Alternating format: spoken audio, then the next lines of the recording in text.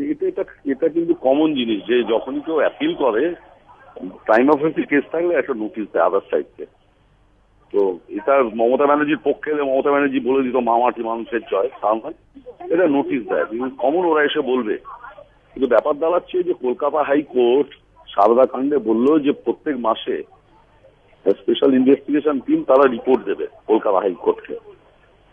উল্টা করেছে পঞ্চায়েত নির্বাচনে, মানে লেজে গোবরে হয়েছিল ইলেকশন কন্ডাক্ট করতে গিয়ে একই জিনিস হবে সারদা কাণ্ডে কলকাতা হাইকোর্টের ডিভিশন বেঞ্চ। কারণ প্রত্যেক মাসে যখনই রিপোর্ট পেশ করবে একজন যে আমানতকারী যে টাকা জমা দিয়েছে তার তো অধিকার আছে এসআইটি কি রিপোর্ট দিল সারদার বিরুদ্ধে একটু জানা যে কতদূর তদন্ত এগোলো। যেমন 6 মাসের মধ্যে শ্যামল সেনকে অর্ডার পাস করতে বলেছে, হয়ে গেছে শ্যামল সেন সাহেব আজ অব্দি অর্ডার কিছু করতে পারে, খুলতেই পারেনি। 10 লক্ষের উপর আবেদনপত্র, আর 10 লক্ষ মধ্যে আবেদনপত্র দেখে তো লাভ নেই, একজনকে আগে দিলাম আরেকজনকে পরে দিলাম তা বলা যায় না, সবাইকে সমানভাবে দেখতে হবে প্রফেশনালি।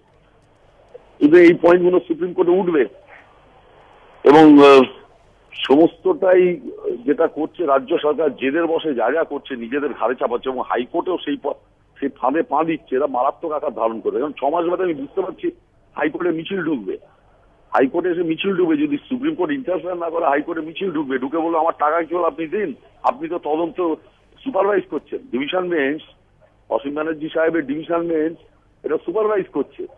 তো আমি তো এসআইটি কে জিজ্ঞেস করবো না, আমি পুলিশকে জিজ্ঞেস করবো না, পুলিশ বলবে হাইকোর্ট দেখিয়ে দিচ্ছে। পুলিশের কাছে যখনই যাচ্ছে যে আমার প্রগতি কি হলো তদন্তের, কমিশনের কাছে তো ঢুকতেই পারছে না কেউ, তখন সে হাইকোর্টে আসবে। হাইকোর্টে 5000 লোক এসে বললো আমার মামলার কি হলো বলুন, আমার টাকাটা কি হলো। তাই জন্য আমার মনে হয় এটা সিবিআই রাজি হয়ে যাওয়া উচিত গভর্নমেন্টের। গভর্নমেন্টও পরিশ্রম পাবে, কেন গভর্নমেন্ট এখানে চুরিচামারি করেনি। গভর্নমেন্টের যদি নিজস্ব লোক, আসল ব্যাপারটা হচ্ছে গভর্নমেন্টের নিজস্ব লোক ইনভলভ। এই শুভপ্রসন্ন আপনাদের চ্যানেলে বলেছে 6 কোটি টাকা ওকে এই ভদ্রলোক দিয়েছেন, কি সুদীপ্ত সেন। তার সাথে প্রশ্ন উঠবে যে প্রপার্টি যখন অ্যাটাচড হচ্ছে সারদা, তখন এই 6 কোটি টাকা যে নিয়েছেন সেটাও ফেরত দেওয়া উচিত।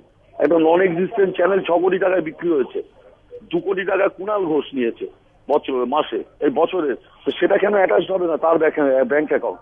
এই প্রশ্নগুলো তো করবে মানুষ, যেগুলো তো সারদার টাকা। সারদার টাকায় যদি সারদা যদি কোনো বাড়ি কেনে, সে বাড়ি যদি অ্যাটাচড হয় তাহলে এদের অ্যাকাউন্ট কোনো অ্যাটাচড হবে না কেন? এই প্রশ্নগুলো হাইকোর্ট অ্যাভয়েড করে গেছে, এইগুলো সুপ্রিম কোর্টে উঠবে।